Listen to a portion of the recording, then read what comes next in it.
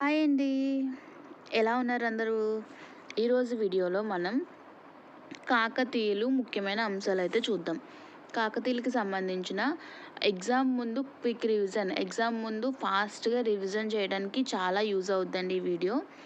And late చేయకుండా వీడియోలోకైతే వెళ్ళిపోదాము. So, Telugu ప్రాంతాన్ని పరిపాలించిన తొలి గొప్ప రాజులు ఎవరు అంటే కాకతీయులు. క్రీస్తు శకం 956వ సంవత్సరం నాటి తూర్పు చాళుక్య రాజైన దానార్దవుడు మాగల్లు శాసనం ద్వారా కాకతీయ గుండన పేరు ప్రస్తావించింది. అండ్ ఇతడే కాకతీయ వంశ మూల పురుషుడు. ఇతడు తూర్పు చాళుక్యుల కాలంలో మణికొండ ప్రాంతంలో కొరివి ప్రాంతానికి అధికారిగా వ్యవహరించాడు అని అయితే మనకి తెలుస్తుందన్నమాట. సో ఇక్కడ మనకి మాగల్లు శాసనం ప్రకారం కాకతీయ గుండుడు అనేవాడు మూల పురుషుడు అని చెప్తున్నారనమాట. దేని ద్వారా చెప్తున్నారు? మణికొండ ప్రాంతంలో కొరివి ప్రాంతానికి అధికారిగా పనిచేయడం వల్ల ఎవరైతే ఈయన కాకతీయ గుండుడు ఉన్నాడో ఈయన మూల పురుషుడు అవ్వచ్చు కాకతీయులకు అని అయితే చెప్తున్నారు. ఇక్కడ మనకి క్వశ్చన్ ఎలా అడుగుతారంటే కాకతీయ గుండన ఎవరికి సామంతులుగా పనిచేశారు అంటారు. లేదా తూర్పు చాళుక్యుల సామంతులుగా ఉన్న కాకతీయ గుండుడు ఏ ప్రాంతానికి అధికారిగా పనిచేశాడు అని అడగచ్చు. కొరివి ప్రాంతానికి అధికారిగా పనిచేశారు. వీరు కాకతీయులు ఏ దేశానికి చెందినవారు? కాకతీయులు కన్నడ దేశానికి చెందినవారు. నెక్స్ట్, మైలాంబ వేయించిన బయ్యారం చెరువు శాసనంను బట్టి కాకతీయ గుండుడు వంశానికి చెందినవాడు అని అయితే తెలుస్తుందన్నమాట. అండ్ వినుకొండ వల్లభాచార్యుడు రచించిన క్రీడాభిరామం కాకతమ్మను సాధోడు ఏకవీర అని వర్ణించడంతో ఓరుగల్లులో కాకతమ్మ దేవాలయం ఉన్నట్లు తెలుస్తుంది. ఇక్కడ మనకి మిస్టేక్ అయితే పడిందండి. బయ్యారం శాసనం చెరువు బట్టి కాకతీయ గుండన వంశానికి చెందినవాడైతే చెప్పచ్చు. కానీ ఇక్కడ బయ్యారం చెరువు శాసనం ప్రకారం మనకి మూల పురుషుడు వెన్న భూపతి అని అయితే చెప్తున్నారనమాట. సో మాగల్లు శాసనం ప్రకారం కాకతీయ గుండన మూల పురుషుడు అని చెప్పారు. బయ్యారం శాసనం ప్రకారం వెన్న భూపతి మూల పురుషుడు అని అయితే చెప్పారు. సో ఇక్కడ మూల పురుషుడు గురించి వచ్చినప్పుడు అయితే ఈ రెండు శాసనాలు అనేవి ఇంపార్టెంట్. నెక్స్ట్ వచ్చేసి వినుగొండ వల్లభాచార్యుడు రచించిన క్రీడాభిరామం వల్ల మనకి కాకతమ్మ అనేది ఈ దేవాలయం వరంగల్లో ఉందని తెలుస్తుంది అనమాట. నెక్స్ట్, విద్యానాథుడు రచించిన ప్రతాపరుద్ర యశోభూషణం అనే గ్రంథంలో కాకతి అనే దుర్గశక్తి ఏకశిల నగరాలకు కులదేవత అని, ఆమెను ఆరాధించడం వల్ల వారికి కాకతీయులుగా పేరు వచ్చినట్టు చెప్తుంది. నెక్స్ట్, కాకతీయుల మూల పురుషుడు వచ్చేసి కాకతీయ గుండన. అండ్ కాకతీయ రాజ వంశ స్థాపకుడు వచ్చేసి ఒకటవ బేతరాజు ఈ కాకతీయ రాజ్యానికి వంశస్థాపకుడు. ఇక్కడ మనకి మూల పురుషుడు వంశస్థాపకుడు అనేది గుర్తుపెట్టుకోవాలి. అండ్ మొదటి స్వాతంత్ర కాకతీయ పాలకుడు వచ్చేసి రుద్రదేవుడు. ఈ రుద్రదేవుడినే మొదటి ప్రతాపరుద్రుడు అని అంటామన్నమాట. నెక్స్ట్, ఆంధ్రదేశాన్ని పాలించిన మొదటి మహిళ ఎవరు అంటే రుద్రమదేవి ఏ వంశానికి చెందింది అంటే కాకతీయుల వంశానికి చెందిందనమాట. ఆంధ్రదేశాన్ని పరిపాలించిన మొదటి మహిళ రుద్రమదేవి. అండ్ కాకతీయులలో గొప్పవాడు వచ్చేసి గణపతి దేవుడు. అండ్ అత్యధిక కాలం 63 సంవత్సరాలు రాజ్యాన్ని పరిపాలించారు. అండ్ కాకతీయుల చివరి పాలకుడు వచ్చేసి రెండవ ప్రతాపరుద్రుడు. అండ్ కాకతీయుల మొదటి రాజధాని వచ్చేసి హనుమకొండ, రెండవ రాజధాని ఓరుగల్లు. తొలి కాకతీయులు పోషించిన మతం వచ్చేసి జైనం, తర్వాత శైవం. ఫస్ట్ కొంతమంది కాకతీయులు జైన మతాన్ని ఆదరించారు. దాని తర్వాత శైవ మతాన్ని అధికారిక మతం అనమాట. సో కొంతమంది జైనాన్ని కూడా సపోర్ట్ చేయడం వల్ల జైన మతానికి కూడా ఇంపార్టెన్స్ ఉన్నట్టు తెలుస్తుంది. కాకతీయుల అధికారిక మతం వచ్చేసి శైవం. వీరి రాజ లాంఛనం వచ్చేసి వరాహం. ఆంధ్ర దేశాధీశ్వర అనే బిరుదు పొందిన రాజులు కాకతీయులు. అండ్ కాకతీయ రాజభాష వచ్చేసి సంస్కృతం. కాకతీయుల కాలంలో ఆంధ్రదేశాన్ని దర్శించిన వెనిస్ యాత్రికుడు మార్క్ పోలో. ఎవరి టైంలో వచ్చారు మార్క్ పోలో? ఆన్సర్ తెలిస్తే కమెంట్ బాక్స్లో కమెంట్ చేయండి. నెక్స్ట్ ఇతను రాసిన గ్రంథం వచ్చేసి ట్రావెల్స్ అనమాట. ఇతని బిరుదు వచ్చేసి పైనియర్ ఆఫ్ ట్రావెల్స్. అండ్ కాకతీయం నాటి ముఖ్య రేవు పట్టణం మోటుపల్లి. దీనికి ఇంకొక పేరు కూడా ఉంది, ఏంటంటే దేశీయకొండ పట్టణం. నెక్స్ట్ కాకతీయుల కాలం నాటి దేవాలయాలు చూద్దాం. 1000 స్తంభాల గుడి 1162లో దీని కట్టించడం జరిగిందనమాట. ఎవరు కట్టించారు? రుద్రదేవుడు. అందుకే దీన్ని రుద్రేశ్వర ఆలయం అని కూడా అంటారనమాట. ఇక్కడ హనుమకొండలో నిర్మించారనమాట. ఈ దేవాలయపు గర్భగుడిలో శివుడు, విష్ణువు, సూర్యుడు విగ్రహాలు పక్కపక్కనే నిలబెట్టి ఉన్నాయి. ఈ గుడి గోడపై రుద్రదేవుడు హనుమకొండ శాసనాన్ని జారీ చేశాడు. ఏ గుడిది? 1000 స్తంభాల గుడి. నెక్స్ట్ రామప్ప దేవాలయం. ఇయర్ కూడా గుర్తుపెట్టుకోవాలి. రామప్ప దేవాలయం 1213 అండ్ 1000 స్తంభాల గుడి 1162. గణపతి దేవుని సేనాని అయిన రేచర్ల రుద్రుడు ఈ దేవాలయంను క్రీస్తు శకం 1213వ సంవత్సరంలో పాలంపేటలో నిర్మించాడు. ఇందులో ఉన్న దేవుడు క్షీర రామలింగేశ్వర స్వామి. ఈ దేవాలయం శిల్పి రామప్ప. అందుకే దీనికి రామప్ప దేవాలయం అనే పేరు వచ్చిందనమాట. నెక్స్ట్ ఈ దేవాలయం గోడలపై జయపసేనుని రచించిన నృత్య రత్నావళి గ్రంథంలో నాట్య భంగిమలు, నాగిని శిల్పాలు చెక్కబడ్డాయి. ఎటు నుంచి చూసినా ప్రేక్షకుల వైపే చూస్తున్నట్లు నంది ఈ దేవాలయంలో ఉంటుందన్నమాట. ఈ దేవాలయ నిర్మాణంలో ఉపయోగించినది ఇటుకలు ఉపయోగించారంట. అవి దానికి ప్రత్యేకం ఏంటంటే నీటిలో తేలుతాయంట. నార్మల్గా ఇటుక అనేది బరువు ఉంటుంది కాబట్టి వేయగానే మునిగిపోతుంది. కానీ ఈ దేవాలయానికి యూజ్ చేసిన ఇటుకలు మాత్రం నీటిలో మునగవు, తేలుతాయంట. నెక్స్ట్ ముఖ్యమైనది కాకతీయుల కాలం నాటి శాసనాలు. వెరీ వెరీ ఇంపార్టెంట్ అండి శాసనాలు. సో ఒకటొకటిగా ఎవరు వేయించారు ఏంటనేది మెయిన్గా చూసుకోవాలి. నెక్స్ట్ కాజీపేట శాసనం వేయించింది మొదటి బేతరాజు. ఈ శాసనాన్ని సంస్కృత భాషలో వేయించాడు. కాజీపేట శాసనం మొదటి బేతరాజు. శనిగారం శాసనం మొదటి ప్రోలరాజు. హనుమకొండ 1000 స్తంభాల గుడి శాసనం రుద్రదేవుడు. బయ్యారం శాసనం గణపతి దేవుని సోదరి అయిన మైలాంబ వేయించింది. ఈవిడే బయ్యారం చెరువు కూడా నిర్మించిందనమాట. పాలంపేట శాసనం గణపతి సేనాని అయిన రేచర్ల రుద్రుడు వేయించాడు. అండ్ ఈ రేచర్ల రుద్రుడు పాలంపేటలో రామప్ప దేవాలయాన్ని కూడా కట్టించాడు. నెక్స్ట్ ద్రాక్షారామం శాసనం. దీనిని గణపతి దేవుడు మలయాళ హేమాద్రి రెడ్డి జారీ చేశాడు. మహాప్రధాని తీరాంధ్రలో కాకతీయ సేనల విజయం గురించి ఉంది. ఇందుకే ద్రాక్షారామ శాసనం జారీ చేసింది ఎవరో అని అడగచ్చు. మలయాళ హేమాద్రి రెడ్డి. చందుపట్ల శాసనం వచ్చి ఎప్పుడు వేయించారంటే 1289వ సంవత్సరంలో వేయించారనమాట. రుద్రమదేవి నెల్లూరుకి చెందిన కాయస్థ అంబదేవుడు హత్య చేసినట్లు ఈ శాసనం చెప్పుతుంది. సో దీని అర్థం ఏంటంటే ఎలా కూడా అడగచ్చు. రుద్రమదేవి మరణానికి సంబంధించిన విషయం ఏ శాసనం చెప్తుంది అని అడగచ్చు. చందుపట్ల శాసనం. దీనిలో ఉన్నది ఏంటంటే నెల్లూరుకి చెందిన కాయస్థ అంబదేవుడు రుద్రమదేవిని హత్య చేశాడు అని చెప్తుందనమాట. నెక్స్ట్ మాగల్లు శాసనం వేయించింది తూర్పు చాళుక్యరాజు దానార్ధవుడు వేయించాడు మాగల్లు శాసనం. ఎప్పుడు? క్రీస్తు శకం 956లో వేయించాడు అనమాట. తొలిసారిగా కాకతీయుల ప్రస్తావన ఇందులో ఉంది. నెక్స్ట్ విలాస తామ్ర శాసనం ముసునూరి ప్రోలయ నాయకుడు వేయించాడు 1323-24లో. దక్షిణ పదంలో ముస్లిం గవర్నర్ల పాలన గురించి తెలుపుతుంది. కలువ చెరువు శాసనం వేయించింది అనితెల్లి ఎవరు? రెడ్డి రాణి అనమాట. 1340లో కలువ చెరువు శాసనం వేయించింది. నెక్స్ట్ ఆంధ్రప్రదేశ్ ముస్లింల పాలన ప్రజల పరిస్థితుల గురించి అయితే చెప్తుందన్నమాట.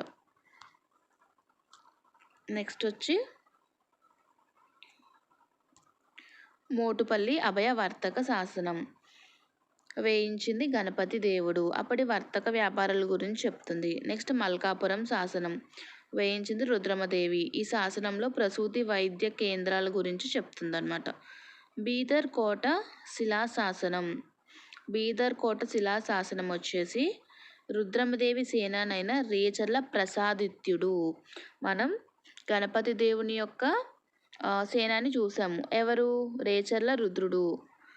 ఇప్పుడు రుద్రమదేవి సేనాని వచ్చేసి రేచర్ల ప్రసాదిత్యుడు.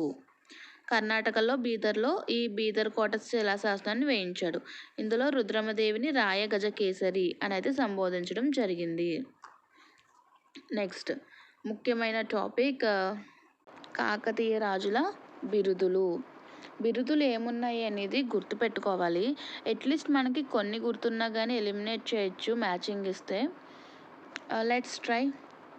మొదటి బేతరాజు కాకతీ పురాదినాథ చోడక్షపాల. మొదటి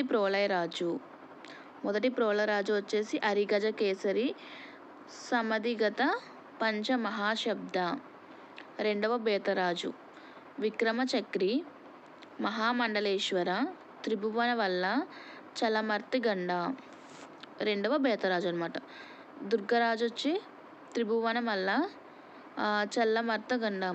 సో మనకి కొన్ని ఇక్కడ ఏవైతే రిపీట్ అవుతున్నాయో అవి చూసుకోవాల్సిన అవసరం లేదు, ఎందుకంటే రిపీట్ అయినవి రేర్ ఎగ్జామ్లో అడగడం. రెండవ ప్రోలయరాజు వచ్చి మహామండలేశ్వర దారిద్ర్య విద్రావణ. ఇక్కడ మనకి రిపీట్ అవుతున్నాయి, గుర్తుపెట్టుకోవాల్సిన అవసరం లేదు.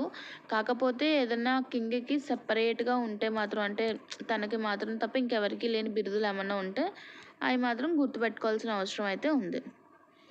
సో రుద్రదేవుడు వచ్చేసి విద్యాభూషణ. గణపతి దేవుడికి ఆంధ్రదీసుడు సకల దేశ ప్రతిష్టాపనాచార్య పృథ్వీశ్వర కౌడయినోద చోడకటక చూరకార. గణపతి దేవుని సేనాని రేచర్ల రుద్రుడు. కాకతీయ రాజ్య పునఃస్థాపనాచార్య. రుద్రమదేవి వచ్చేసి రుద్రదేవ మహారాజా రాయగజ కేసరి. రెండవ ప్రతాపరుద్రుడు మారు రాయగండ వీరరుద్ర మగండ. సో ఇది కాకతీయుల రాజులకు సంబంధించిన బిరుదులు అనమాట. నెక్స్ట్ టాపిక్ వచ్చేసి కాకతీయులు నిర్మించిన చెరువులు. చాలా చెరువులు చాలామంది కింగ్స్ అనేవాళ్ళు కట్టించారనమాట. సో ఆ కట్టించినవి కూడా మనకి మ్యాచింగ్ అడిగే ఛాన్స్ ఉంది, బికాజ్ ఎవ్రీ టైం కాకతీయుల నుంచి బిట్స్ అనేవి రిపీటెడ్గా ఎక్కువ అవుతూ ఉన్నాయి. So each and every point అనేది మనకి ఇంపార్టెంట్. ఇక్కడ మొదటి ప్రోలయరాజు జగత్ కేసరి కే సముద్రం. సో కొంచెం ఇక్కడ కే ఉంది, జగత్ మొదటి ప్రోలయరాజు. నెక్స్ట్ గణపతి దేవుడి సోదరి మైలాంబ బయ్యారం శాసనము కట్టించింది, చెరువు కట్టించింది. నెక్స్ట్ కుందమామ కుంద సముద్రం. గణపతి దేవుడు పాకాల చెరువు. మల్యాల చౌడ సేనాని చౌడ సముద్రం. రేచర్ల రుద్రుడు రామప్ప చెరువు. గంగాధరుడు హనుమకొండ చెరువు. నెక్స్ట్ ఈ కాలంలో ముఖ్యమైన రచనలు ఏమున్నాయి అంటే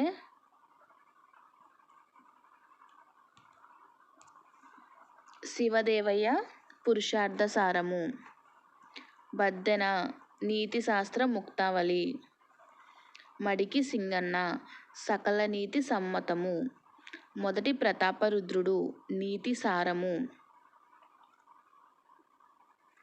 విద్యానాథుడు ప్రతాపరుద్ర యశోభూషణం, మారణ మార్కండేయ పురాణం, జయపసేనాని నృత్య రత్నావళి, నాగరత్నావళి, గీతరత్నావళి. అన్ని రత్నావళిలు మనకి రాసింది జయపసేనాని. హుల్లక్కి భాస్కరుడు భాస్కర రామాయణం, పాల్కులూర్కి సోమనాథుడు బసవ పురాణం, పండితారాధ్య చరిత్ర. నెక్స్ట్ గోన బుద్ధారెడ్డి, రంగనాథ రామాయణం. రచనలు అనేది కూడా వెరీ వెరీ ఇంపార్టెంట్, మనకి గుర్తుపెట్టుకోవాల్సిన అవసరం అయితే ఉంది. నెక్స్ట్ మార్కో పోలోకి సంబంధించింది. రుద్రమదేవి ఆంధ్రదేశాన్ని పరిపాలిస్తున్న రోజుల్లో వెనీస్ నగర యాత్రికుడు మార్కో పోలో మోటుపల్లి రేవు పట్టణాన్ని సందర్శించాడు. ఇక్కడ మనకి ఒకే స్టేట్మెంట్లో ఎన్ని పాయింట్స్ వచ్చాయో చూడండి. మార్కో పోలో ఎవరి కాలంలో సందర్శించారు అంటే మనకి రుద్రమదేవి కాలంలో అయితే వచ్చారనమాట. ఇక్కడ ఇవ్వలేదు, బట్ ఇచ్చారు కదా. రుద్రమదేవి కాలంలో ఈ మార్కో పోలో అనేది వచ్చారనమాట. దాని తర్వాత ఏ నగరానికి చెందినవారు, ఏ దేశానికి చెందినవారు అంటే వెనీస్ నగర దేశానికి చెందినవారు. నెక్స్ట్ దేన్ని సందర్శించడానికి వచ్చారు అంటే మోటుపల్లి రేవు పట్టణాన్ని సందర్శించడానికి అయితే వచ్చారనమాట. అండ్ మోటుపల్లి రేవులో వివిధ రకాల విధులు నిర్వహించే అనేక మంది అధికారులు ఉన్నారని చెప్పారు. అండ్ ఈయన బిరుదు వచ్చేసి పైనీర్ ఆఫ్ ట్రావెల్స్ అండ్ రాసిన గ్రంథం ట్రావెల్స్. నెక్స్ట్ మనకి కాకతీయుల చివరి కాలంలో ఎప్పుడైతే రెండవ ప్రతాపరుద్రుడు రూల్ చేస్తున్న టైంలో మనకి ఢిల్లీ సుల్తానులు వరంగల్పై దాడి అయితే చేశారనమాట. ఎప్పటి నుంచి 1303 నుంచి 1323 వరకు మొత్తం 5 సార్లు అయితే జరిగాయి. ఇక్కడ మనకి కొన్ని ఉన్నాయన్నమాట. రెండో ప్రతాపరుద్రుని కాలంలో ఢిల్లీ సుల్తాన్లు దాడులు చేశారు. ఆమీర్ ఖుస్రూ రచనలు అండ్ అబ్దుల్ వాసఫ్ రచనల ప్రకారం ఢిల్లీ సుల్తాన్లు 5 సార్లు దండెత్తి వచ్చారు అని అయితే చెప్తుందన్నమాట. కాకపోతే వేరే ఏవైతే ప్రూఫ్స్ ఉన్నాయో వాటి ప్రకారం 8 టైమ్స్ కూడా వచ్చారు అని అయితే చెప్పడం జరిగింది. అండ్ మొదటి దండయాత్ర వచ్చేసి 1303లో జరిగింది.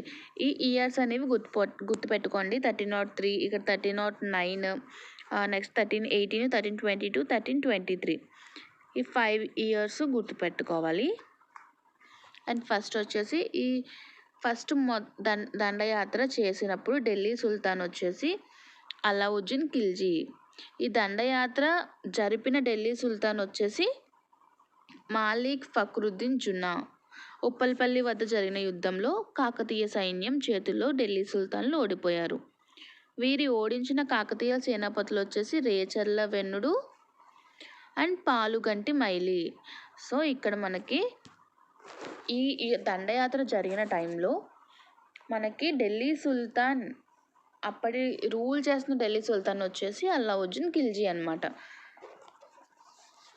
అండ్ యుద్ధానికి వచ్చిన వాళ్ళు ఎవరంటే మాలిక్ ఫక్రుద్దీన్ జున్నా. ఎక్కడ వచ్చారు అంటే ఉప్పల్పల్లి దగ్గర జరిగిన యుద్ధం అనమాట.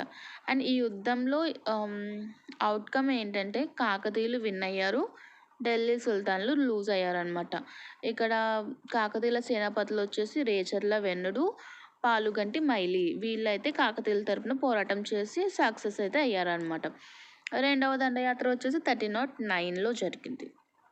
1309లో జరిగినప్పుడు అప్పటి ఢిల్లీ సుల్తాన్ వచ్చేసి Alauddin Khilji. So first second జరిగినప్పుడు కూడా అలావుద్దీన్ ఖిల్జీయే ఉన్నారు. కానీ ఇక్కడ ఫస్ట్ జరిగినప్పుడు సేనాపతి వచ్చేసి నాయకత్వం వహించింది మలిక్ ఫక్రుద్దీన్ జున్నా. సెకండ్ టైం మాలిక్ కాపర్ జరిగిన దాడిలో రెండవ ప్రతాపరుద్రుడు ఓడిపోయాడు. సో రెండవ అవుట్కమ్ వచ్చేసి కాకతీయులు ఓడిపోయారు, ఢిల్లీ సుల్తాన్లు గెలిచారు. సంధి చేసుకున్నాడు అనమాట అప్పుడు ప్రతాపరుద్రుడు. మూడవసారి ఎప్పుడు జరిగింది? 1318. అప్పటి ఢిల్లీ సుల్తాన్ మారిపోయారు అనమాట. ఎవరు? ముబారక్ ఖిల్జీ అనమాట. ఈ దండయాత్రకు నాయకత్వం వహించింది ఖుస్రూ ఖాన్. అండ్ ఇందులో కూడా రెండవ ప్రతాపరుద్రుడు ఎదుర్కొన్నాడు, ఓడిపోయి సంధి చేసుకున్నాడు అనమాట ఇందులో కూడా. నెక్స్ట్ నాలుగవ దండయాత్ర వచ్చేసి ఢిల్లీ సుల్తాన్ గియాసుద్దీన్ తుగ్లక్. సో ఖిల్జీ డైనస్టీ అంతం అయిపోయింది అనమాట. దాని తర్వాత మనకి తుగ్లక్ వంశం అయితే వచ్చింది. ఆ తుగ్లక్ వంశం వచ్చినప్పుడు కూడా వీళ్ళు దండయాత్రలు ఆపలేదు. అండ్ ఇప్పుడు నాయకత్వం వహించింది జునా ఖాన్. ఈయనే మహమ్మద్ బిన్ తుగ్లక్ అని చెప్పని అంటారు అనమాట. నెక్స్ట్ ఫైనల్లీ ఐదవ దండయాత్ర. ఐదవ దండయాత్ర ఈ కాలం నాటి ఢిల్లీ సుల్తాన్ గియాసుద్దీన్ తుగ్లక్ అనమాట. 1323లో కాకతీయ రాజ్యంపై రెండవ పర్యాయం దాడి చేసి 5 నెలలు పోరాడి వరంగల్ను ఆక్రమించుకున్నాడు. సో ఇది ఫైనల్ అనమాట. 1323లో గియాసుద్దీన్ తుగ్లక్. 4, 5 వచ్చేసి గియాసుద్దీన్ తుగ్లక్. 1, 2 వచ్చేసి మనకి అలావుద్దీన్ ఖిల్జీ. మధ్యలో థర్డ్ వన్ మాత్రం ముబారక్ ఖిల్జీ. ఢిల్లీ సుల్తాన్ కింగ్స్ గురించి చెప్తున్నా. నెక్స్ట్ ఈ యుద్ధంలో ఏమైందంటే రెండవ ప్రతాపరుద్రుడు ఓడిపోయాడు అనమాట. చాలా దారుణంగా ఓడిపోయి ఆ అవమానాన్ని భరించలేక అక్కడున్న నర్మదా నదిలో దూకేసి ఆత్మహత్య చేసుకున్నాడు అనమాట. సో అక్కడితో కాకతీయ వంశం అనేది అంతరించిపోయింది. దాడి చేసింది ఎవరు?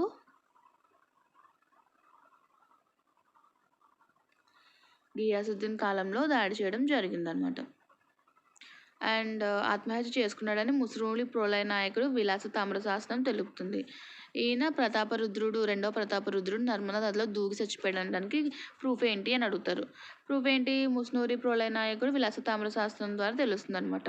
ఈ దాడిలో కాకతీయ రాజ్యం ఢిల్లీ సామ్రాజ్యంలో కలిసిపోయింది. ఈ దండయాత్రకు నాయకత్వం వహించింది జునాఖాన్ మహమ్మద్ తుగ్లక్. ఈ జునాఖానే 4కి 5కి కూడా నాయకత్వం వహించాడు.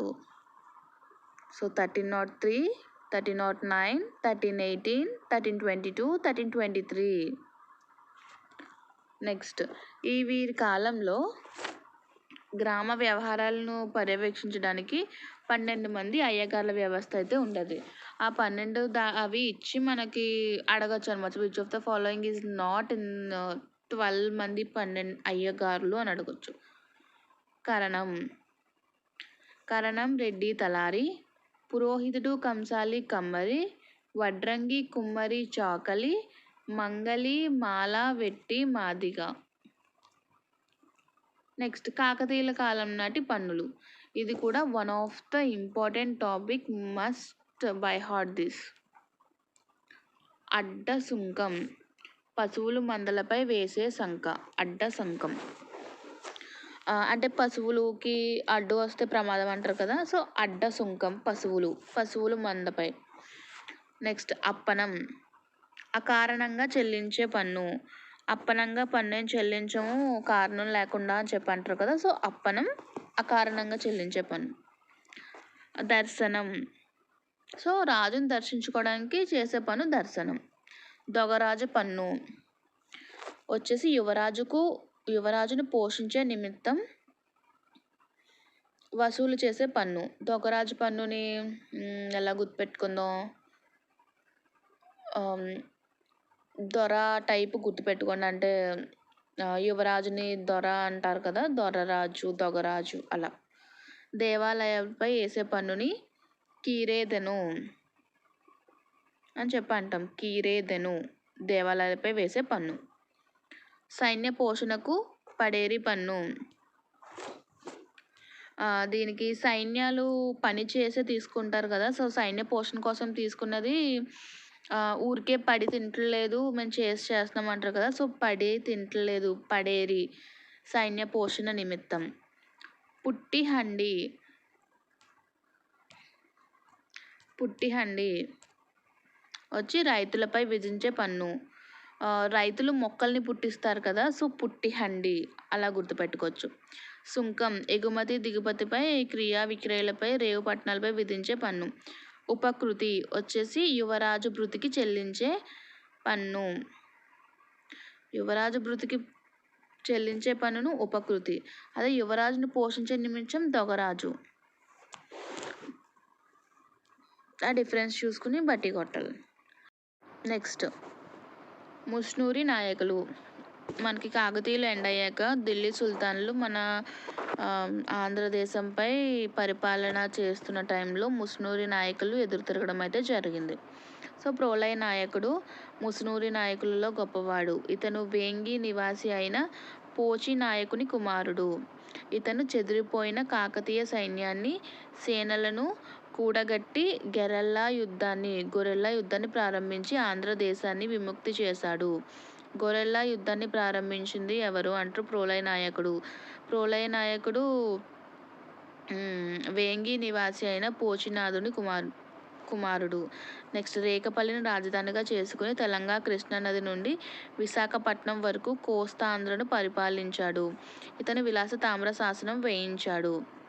ఈ శాసనంలో ఇతన్ని భూమండలాధిపతిగా, భూమిని ఉద్ధరించిన విష్ణువుగా కీర్తించింది. నెక్స్ట్, కాపయ నాయకుడు వచ్చేసి ప్రోలయ నాయకుడు తర్వాత అధికారంలోకి వచ్చాడు అనమాట. కాపయ నాయకుడు ఇతను ఆంధ్రదేశాన్ని ముస్లింల పాలన నుండి విడిపించేందుకు ఇతని ఆశ్రయ సాధనలో భాగంగా మాలిక్ మక్బుల్ అధికారంలో ఉన్న వరంగల్ కోటను ముట్టడించాడు. అండ్ 1337లో వరంగల్ కోట కాపయ నాయకుని వంశం అయింది. ఈ విజయం తర్వాత కాపయ నాయకుడుకు ఆంధ్ర దేశాధీశ్వర, ఆంధ్ర సూరాత్రణ అనే బిరుదులు వచ్చాయి. సో ఇక్కడ ఈయనకి బిరుదులు రావడానికి కొంచెం కారణం ఉన్న వల్ల మనకి ఈ బిరుదులు అనేవి చాలా ఇంపార్టెంట్ అనమాట. ఏం బిరుదులు ఇచ్చారు ఈయనకి? ఆంధ్ర దేశాధీశ్వర, ఆంధ్ర సూరాత్రణ. కన్యానాయక్, కృష్ణానాయక్, కన్యాపాయక్, కనాబాయట్ అనే పేర్లతో మహమ్మదీ చరిత్రకారులు కాకతీయుల్ని కాపయ నాయకుణ్ణి అభివర్ణించారు. నెక్స్ట్ వచ్చి శాసనాలు ఇతన్ని భావ ప్రభావోదయుడని, ప్రతాపరుద్ర ప్రతిమ ప్రభావుడని, కాశీ విశ్వపతి ప్రసాద మహియా ప్రపప్తశీల ప్రభువుడని వర్ణించాయి.